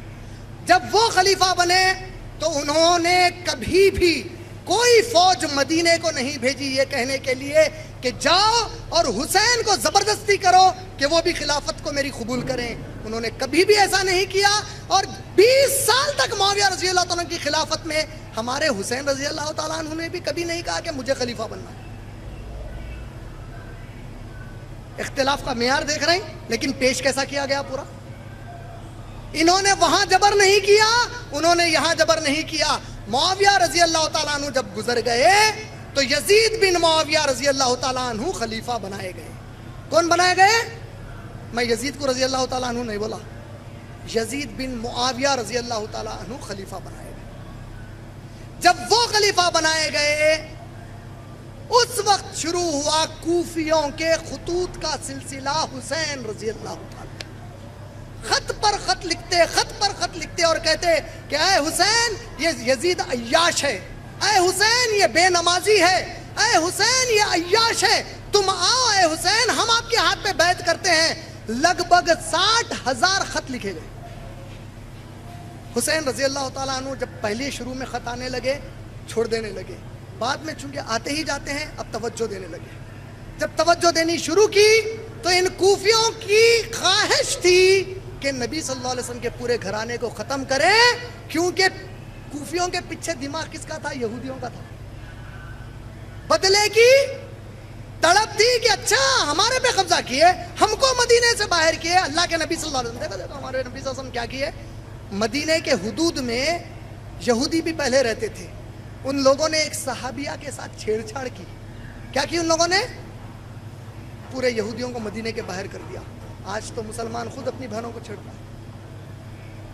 نبی نے یہودیوں کو مدینے کے باہر کر دیا صرف بچیوں کو چھیڑنے کی وجہ سے. ان کے دماغ میں بیٹھ گیا کہ اچھا ہم کو باہر کیا، اب دیکھو ہم تمہارے خاندان سے کیسا بدلا لیتے ہیں. خطوط لکھنا شروع کیے. حسین رضی اللہ تعالیٰ عنہ نے سوچا کہ اتنے خط آئے ہیں اور یزید بن معاویہ رضی اللہ تعالیٰ عنہ اگر یہ ظالم ہے، عیاش ہے، تو یقیناً جب اتنے لوگ میرے ہاتھ پر بیعت کرنا چاہ رہے ہیں تو مجھے ضرور جانا چاہیے. آپ نے جانے کا ارادہ کیا. آپ مکہ المکرمہ سے نکلتے ہیں ارادے سے جانے کے. عبداللہ ابن عباس رضی اللہ تعالیٰ عنہ ہمارے نبی صلی اللہ علیہ وسلم کے چچا زاد بھائی آ کر روکتے ہیں، کہتے ہیں میرے حسین آپ عمر میں مجھ سے چھوٹے ہو، آپ نبی کے لاڈلے نواسے ہو، آپ میرے بھائی علی کے بیٹے ہو، میں آپ کا چچا ہوں رشتے میں. اے میرے حسین، اے میرے حسین، میرے بچے، آپ کوفیوں کے بارے میں نہیں جانتے. یہ کوفی وہ ہیں جنہوں نے ہم سے ہمارے عثمان کو کھینچا رضی اللہ تعالیٰ عنہ. یہ کوفی وہ ہیں جنہوں نے آپ کے والد علی رضی اللہ تعالیٰ عنہ کو قتل کر دیا ہے. یہ کچھ ضرور سازش کر کے آپ کو بلا رہے ہیں، مت جاؤ میرے بچے. حسین رضی اللہ تعالیٰ کہتے ہیں کہ نہیں، مجھے جانا ضروری ہے کیونکہ اتنے خطوط آئے. لیکن جانے کے پہلے انہوں نے ارادہ کیا کہ مسلم رحمت اللہ علیہ آپ کے ساتھ ایک اہل ایمان تابعی تھے، مسلم رحمت اللہ علیہ، ان سے کہا کہ جاؤ اور کوفیوں کے حال اور ان کے واقعات کو دیکھو اور دیکھو کہ کیا حقیقت میں سنجیدہ ہیں. اگر وہ سنجیدہ ہے تو پھر تو کوئی بات نہیں، ہم تو نکل ہی پڑے ہیں، راستے میں ملتے ہیں اور پھر ہم لوگ سب چلتے ہیں. مسلم رحمت اللہ علیہ چلے گئے. عبداللہ بن عمر رضی اللہ تعالیٰ عنہ کو خبر ہوئی، عمر رضی اللہ عنہ کے بیٹے کو، حسین رضی اللہ تعالیٰ عنہ جا رہے ہیں. عبداللہ بن عمر رضی اللہ تعالیٰ عنہ کو خبر ہوئی کہ وہ مدینہ چھوڑ کر نکل چکے ہیں، 3 دن ہو گیا ہے. عبداللہ بن عمر اپنے گھوڑے کو دوڑاتے ہوئے تڑپ کر جاتے ہیں کہ حسین رضی اللہ تعالیٰ عنہ کو روک لیں گے. راستے میں ملاقات کرتے ہیں، کہتے ہیں یا حسین، اے میرے حسین رضی اللہ تعالیٰ عنہ مت جاؤ. اے حسین، آپ اس نانا کے نواسے ہو کہ جب جبرائیل علیہ السلام آپ کے نانا کے پاس آئے اور کہا کہ اے اللہ کے رسول، پاک پروردگار فرماتا ہے کہ آپ اس دنیا کو چھوڑ کر وہاں آنا چاہتے ہیں یا اس دنیا میں رہنا چاہتے ہیں، آپ کی مرضی پر چھوڑ دیا گیا ہے. تو آپ کے نانا نے اس دنیا سے بہتر آخرت کو سمجھا. آپ اس نانا کے نواسے ہو، جو ہوتا ہے اسے چھوڑو، آپ اس کی فکر میں رکھے. حسین رضی اللہ تعالیٰ نے کہا کہ نہیں عبداللہ بن عمر، مجھے جانا ہے. اللہ کے نبی صلی اللہ علیہ وسلم نے کے بعد حسین رضی اللہ عنہ کے اس واقعے کے اوپر حسین رضی اللہ عنہ کوچ کرنے کے ارادے میں تھے، اپنے پورے اہل خانہ کو لے کر گئے. جب وہ پہنچ رہے تھے راستے میں خبر ملی کہ کوفیوں نے مسلم رحمت اللہ علیہ کا قتل کر دیا. آپ نے ارادہ فوراً پلٹنے کا کیا. مسلم رحمت اللہ علیہ کے صاحبزادے آپ کے ساتھ تھے. حسین رضی اللہ عنہ کہتے ہیں کہ یا حسین، میرے باپ کا خون کا بدلہ لیجیے اب آپ، کیونکہ آپ نے بھیجا تھا وہ قتل ہوئے ہیں، اب آپ ان کے خون کا بدلہ لیجیے. حسین رضی اللہ تعالیٰ عنہ اب آن دا ہارنس آف اے ڈیلیما تھے کہ جاؤں یا واپس ہو جاؤں. لیکن ہمارے حسین رضی اللہ تعالیٰ عنہ ہمارے نبی کے نواسے ہیں، وہ کیسے گوارا کرتے کہ ان کی وجہ سے کوئی مر جائے اور وہ ڈر کر واپس ہو جائے. انہوں نے کہا کہ اب جو ہوتا ہے ہوتا، میرے مقدر میں جو ہے وہی ہوگا، اب میں جاؤں گا ادھر ہی. جب وہ وہاں پہنچنے لگے تو کوفہ کے علاقے کا گورنر عبداللہ بن زیاد نے عمر ابن سعد کو، اپنے کمانڈر کو آرمی کے دے کر کہا کہ جاؤ اور حسین اور پورے گھر والوں کو قتل کر دو. عمر ابن سعد کہتے ہیں کیا بات کر رہے ہیں، پاگل ہو گئے کیا؟ نبی کے نواسے ہیں وہ لوگ، کہتے کہ میرا حکم مانے گا کہ نہیں مانے گا. بہرحال اس نے جبر کی اور یہ کم وقت آیا وہاں پہ. حسین رضی اللہ تعالیٰ عنہ اور ان کے اہل خانہ کو گھیرا ان لوگوں نے اور بالآخر حسین رضی اللہ تعالیٰ عنہ کو اللہ نے مقدر میں ان کی شہادت نصیب کی تھی، وہ شہید کر دیے گئے. لیکن شہادت کے پہلے حسین رضی اللہ تعالیٰ عنہ اس عمر ابن سعد کو 3 پیشکش کرتے ہیں. 3 پیشکش کیا کیا؟ کہا کہ اے عمر ابن سعد، دیکھ میں لڑائی کی نیت سے نہیں آیا ہوں، مجھے یہ خطوط بھیجے گئے، میں ان خطوں کو لے کر آیا ہوں. اگر تم لوگ سمجھتے ہو کہ یہ سب جھوٹ ہے تو ٹھیک ہے، مجھے 3 میں سے کوئی ایک چیز کرنے دو. یا تو مجھے کوئی ایسے علاقے کی طرف بھیجو جہاں پر مسلمان فوج اللہ کے لیے جنگ کر رہی ہے، میں ان کے ساتھ شامل ہو جاؤں، یا مجھے مدینہ واپس ہونے دو، یا مجھے یزید کے پاس لے جاؤ. عبداللہ ابن زیاد تینوں بھی کام ہونے نہیں دیا. ان کا قتل کیا گیا. نعوذ باللہ, اللہ کی لعنت ہو جنہوں نے ان کو قتل کیا, اللہ کا عذاب قیامت تک ان کے اوپر آئے. ان کمبختوں نے ان کو قتل کر کے ان کے سر کو پکڑا اور عبداللہ بن زیاد کن گئے تو اس کمبخت نے, اس دلندر نے آپ کی نگپڑیوں میں ایک کاڑی کر کے کھیل رہا تھا. نعوذ باللہ, کہتا ہے ہم سے بغاوت کر کے آئے تھے. اور وہاں پر ایک صحابی بیٹھے تھے, اٹھ گئے. انس بن مالک رضی اللہ تعالیٰ عنہ کہتے ہیں کہ اے کمبخت, یہ نبی کے نواسے کا وہ چہرہ ہے جسے نبی بوسے دیتے تھے, اور تیری یہ مجال کے تو یہ کر رہا ہے ہمارے جیتے جی. اور اس ذلیل انسان نے اس کو ترک کیا. ترک کر کے کچھ وقت نہیں گزرا تھا, اللہ نے اپنا عذاب بتایا. اس کے سر کے اوپر چھت پر سے اس پر ایک چھوٹا سانپ گرا. سانپ ایک نگپڑی سے اس کے اندر گیا, اس کے دماغ کو چاٹ کر دوسرے نگپڑی سے باہر نکل گیا اور مر گیا. یہ واقعہ جیسے ہی ختم ہوا, اس کربلا کے واقعے میں جتنے اہل خانہ تھے آپ کے, زنانہ تھا, یہ پورا زنانہ سنی کتابوں کے حساب سے مدینہ واپس بھیج دیا گیا. اب آپ سوچ رہے ہوں گے یہ پوری سٹوری میں کہاں سے بنا کے لے گیا. یہ پورے کتابیں جمع کر کے رکھا آپ لوگوں کو بتانے. یہ کتابیں شیخ سعد رحمۃ اللہ علیہ کی, طبقات ابن سعد, یہ البدایہ والنہایہ ابن کثیر رحمۃ اللہ علیہ کی, ابن تیمیہ کی منہاج السنہ صفحہ نمبر 219 اور صفحہ نمبر 237 سے 257 تک تفصیل میں آیا ہے. یہ ہمارے علماء ہیں, یہ ہمارے سنی اکابر علماء ہیں. ابن کثیر کون ہے؟ جن کی کتاب سے ہم لوگ تفسیر ابن کثیر پڑھتے ہیں قرآن کی, جسے ہر سنی, چاہے وہ بریلوی ہو, دیوبندی ہو, تبلیغی ہو, جماعت اسلامی کے ہوں, اہل سنہ والجماع کے ہوں, یا اہل الحدیث ہوں, متفق طور پر سب سے اچھی تفسیر ابن کثیر کو مانتے ہیں. یہ پورے واقعات میں نے ان کتابوں سے سنا ہے. ابن تیمیہ کون ہے؟ ابن کثیر کے استاد ہیں, ابن قیم کے استاد ہیں, ابن اسیر کے استاد ہیں, 100 اکابر علماء کے استاد. کیسے استاد؟ جب منگول پوری مسلمانوں کو جلا کر عراق میں راکھ کر رہے تھے تو ابن تیمیہ اکیلے, کیسے ہمارے علماء تھے, دیکھو کیسے علماء تھے, اللہ اکبر. چنگیز خان کی فوج اور اس کے بچوں کی فوج حملہ کری عراق پر, 20 لاکھ مسلمانوں کا قتل ہوا. تاریخ کی کتابیں کیا کہتی ہیں؟ گھوڑے جب چلتے عراق کی گلیوں میں تو کس حد تک حالت ہو گئی تھی, مسلمان آپس میں لڑ کر ایمان میں کمزور ہو گئے. نتیجہ کیا نکلا؟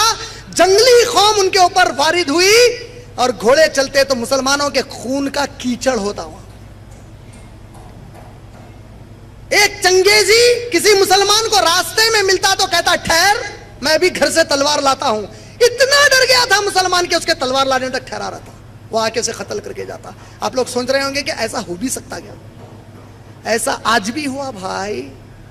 حال میں ہندو نیوز پیپر میں ایک رپورٹ آئی, کشمیر میں بعض بدبخت ایک گاؤں میں گھس گئے, مسلمان مردوں کو گھر سے نکالا. آج کل کی بات نہیں ہے, تقریباً 10-12 سال پرانی بات ہے. نکال کر کہا باہر ٹھہرو, اندر گھس کے ریپ کیے, باہر نکل کے صبح کے وقت آئے, ہلنا نہیں, یہاں سے گھر میں نہیں جانا جب تک ہم نہیں آئے. گئے اور اپنے دوسرے دوستوں کو لائے, تک مسلمان ہاتھ بن کے وہیں بیٹھے ہوئے. یہ میرے گھر کی رپورٹ نہیں ہے, ہندو نیوز پیپر کی رپورٹ ہے.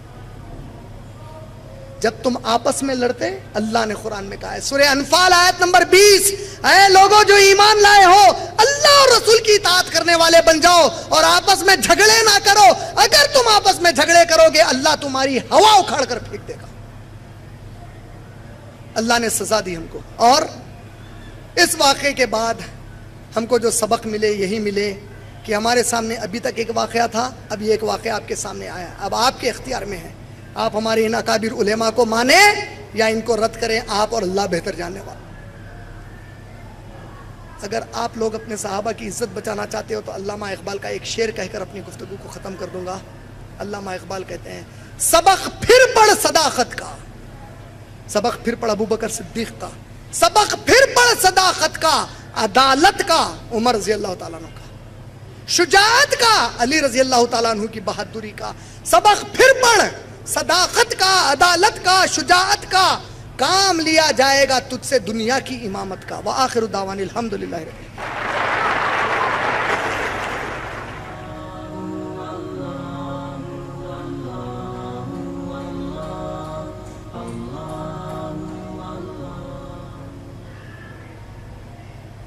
جی دوستو، ایسے کہ آپ لوگوں نے آج کی ویڈیو دیکھی ہے تو دوستو ماشاءاللہ بہت ہی خوبصورت بیان تھا. مجھے اس واقعے سے بہت زیادہ معلومات ہوئی اور امید کرتا ہوں کہ آپ کو بھی بہت زیادہ معلومات حاصل ہوئی ہوگی اور آپ لوگوں نے بہت کچھ سیکھا بھی ہوگا. دوستو آج کل جو شیعہ لوگ ہیں اس کے بارے میں بہت ہی زبردست بیان کیا حضرت امام حسن و حسین رضی اللہ تعالیٰ عنہ کے بارے میں. تو دوستو بہت بڑی قربانی دی ہے ہمارے صحابہ رضی اللہ تعالیٰ عنہ نے. جیسے کہ بیان آپ لوگوں نے اگر پوری ویڈیو دیکھ لی حضرت عمر فاروق رضی اللہ تعالیٰ عنہ جس کی حکومت بہت بڑی تھی دوستو، بہت بڑی حکومت تھی اور حضرت عمر رضی اللہ تعالیٰ عنہ کی حکومت کے جو چرچے ہیں یہ دنیا میں بہت زیادہ مشہور ہے. ایک غیرت مند کی ایسی حکومت تھی دوستو کہ ایک بکری کسی قید سے یا کوئی بھی ایسی چیز جو فرائی قید میں نہیں جاتی تھی، جانوروں پر سب پر اس کی حکومت تھی دوستو. اس کا ڈر، اس کا جو غیرت تھا وہ اتنا بڑا اسلام کا جذبہ اس میں تھا کہ اس نے ایک حکومت قائم ایسے کر دی تھی کہ لوگ کے دلوں میں خوف اور ڈر تھا. تو دوستو جیسے کہ عمر رضی اللہ عنہ کو کوئی بھی مار نہیں سکتا تھا، لیکن جب وہ نماز کے لیے کھڑے ہوئے تھے تو اس پر وار کیا گیا تھا. جیسے کہ اس نے نماز ختم کر دی تھی تو سب سے پہلے اس نے کہا کہ سب نے نماز پڑھی ہے کہ نہیں. پھر اس نے کہا کہ تو دوست نے کہا کہ ہاں ہم سب نے نماز پڑھ لی ہے. تو دوستو یہ ایک اسلام کا جذبہ تھا، نہ اپنے دکھ پر تھے، نہ اپنے درد پہ تھے، نہ اپنی تکلیف پر تھے. سب سے پہلے جو اس نے الفاظ وہ کہے وہ یہی الفاظ تھے کہ سب دوستوں نے نماز پڑھی ہے کہ نہیں. اگر اس نے کہا کہ سب دوستوں نے نماز نہ پڑھی ہوتی تو میں سب پر ابھی کلمہ پڑھوا دیتا دوبارہ سے. تو دوسرا جو سوال اس نے پوچھا کہ اے دوستو اس میں کوئی مسلمان تو ملوث نہیں تھا مجھے مارنے میں. تو دوستوں نے کہا کہ نہیں، اس میں کوئی بھی مسلمان ملوث نہیں تھا.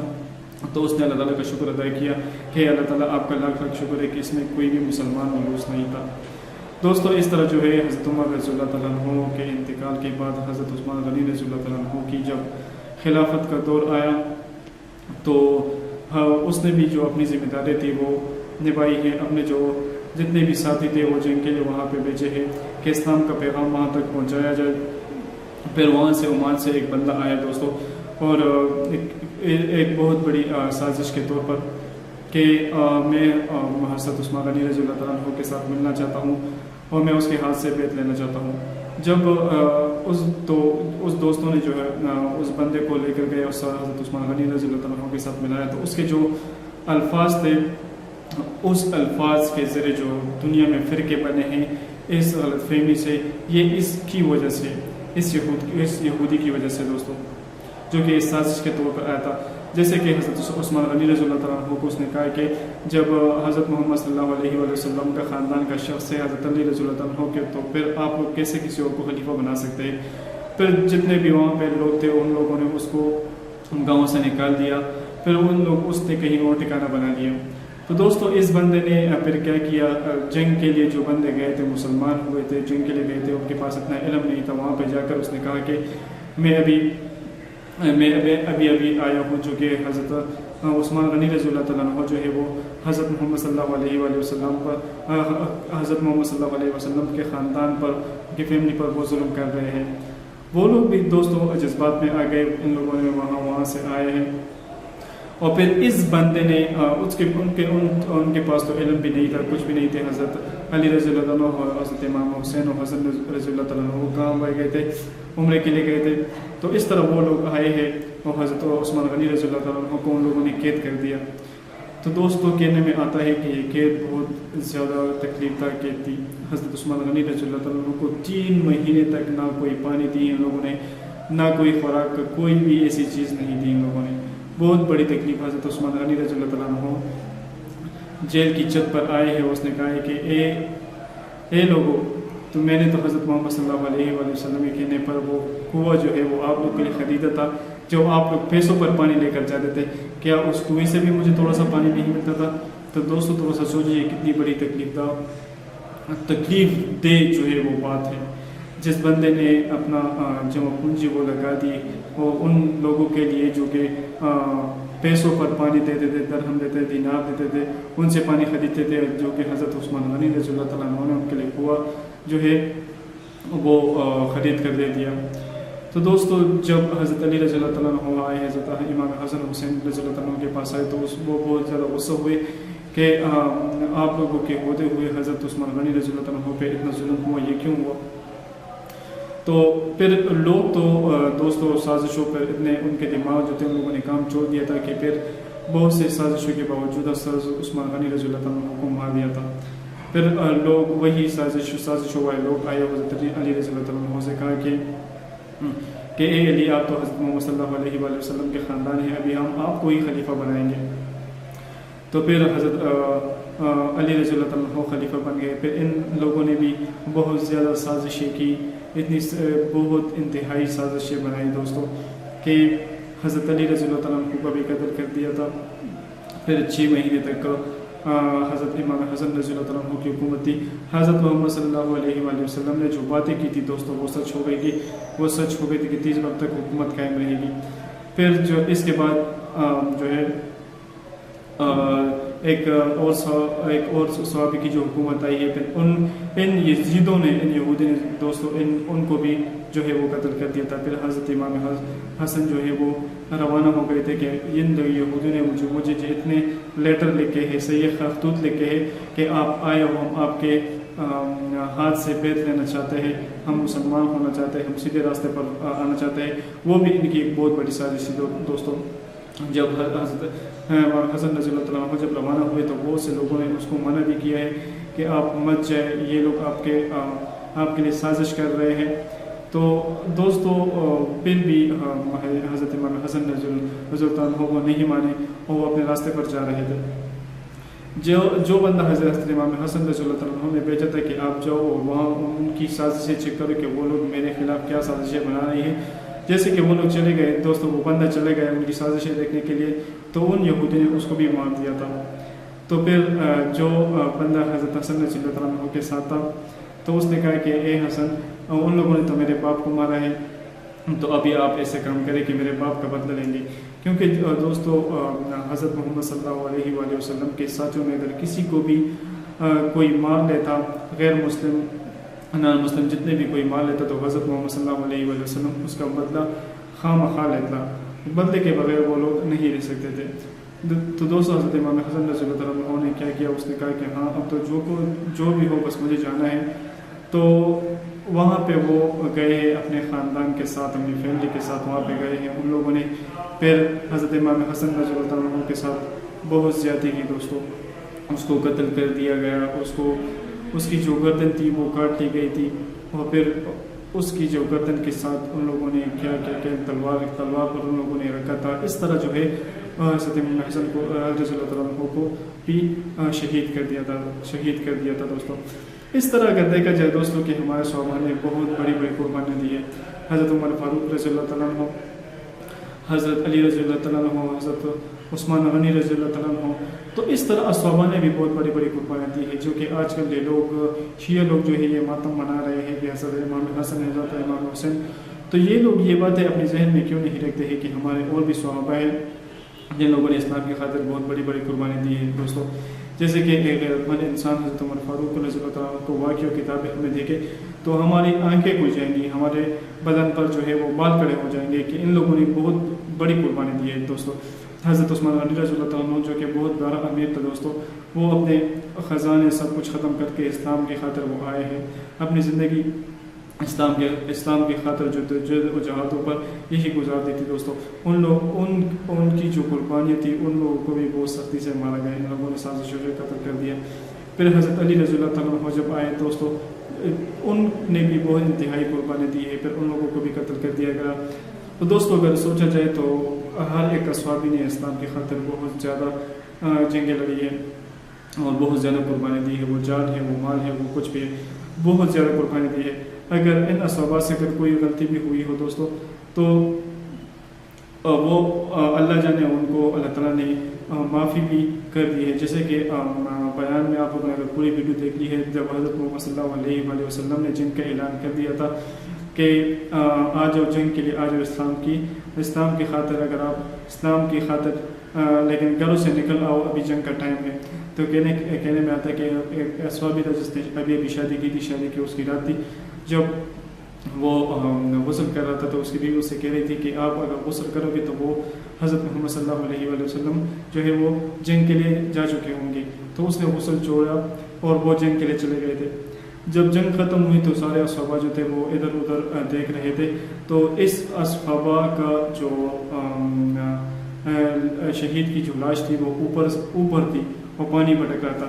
जब असहाबा ने हज़रत मोहम्मद सल्लल्लाहु अलैहि वसल्लम से पूछा कि ए अल्लाह के रसूल ये क्या माजरा है, तो हज़रत मोहम्मद सल्लल्लाहु अलैहि वसल्लम ने पूरा माजरा सुनाया कि इस असहाबा की जो थी वो शादी थी। तो ये गुस्ल करने के लिए गया था कि इसकी बीवी ने इसको आवाज़ दी है कि अगर आप चाहोगे तो हज़रत मोहम्मद सल्लल्लाहु अलैहि वसल्लम जंग के लिए चले गए होंगे, आप ये ऐसा ना हो कि आपसे ये कोई गलती हो जाए। तो इस तरह जो है वो जन्नत के जो पानी से उसको गुस्ल दिया जा रहा था दोस्तों।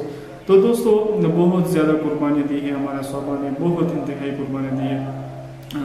तो आजकल जो सिलसिला शियों का जा रहा है ये सिर्फ कुछ सहाबा के नहीं बल्कि तमाम सहाबा को हमें याद करना चाहिए, हमें उनकी कुर्बानी को याद करना चाहिए और जितने भी कुरान मजीद और हदीस हैं हमें उस पर अमल करना चाहिए। तो दोस्तों उम्मीद करता हूँ कि ये वीडियो आपको अच्छी लगी होगी और इस वीडियो से मैंने भी खुद भी बहुत कुछ सीखा है दोस्तों, और उम्मीद करता हूँ कि आपको भी बहुत ज़्यादा सबक मिला होगा। तो उम्मीद करता हूँ कि दोस्तों ये वीडियो आपको अच्छी लगी होगी। अगर वीडियो अच्छी लगी हो तो अपनी कीमती राय हमारे साथ ज़रूर शेयर करें। वस्सलाम।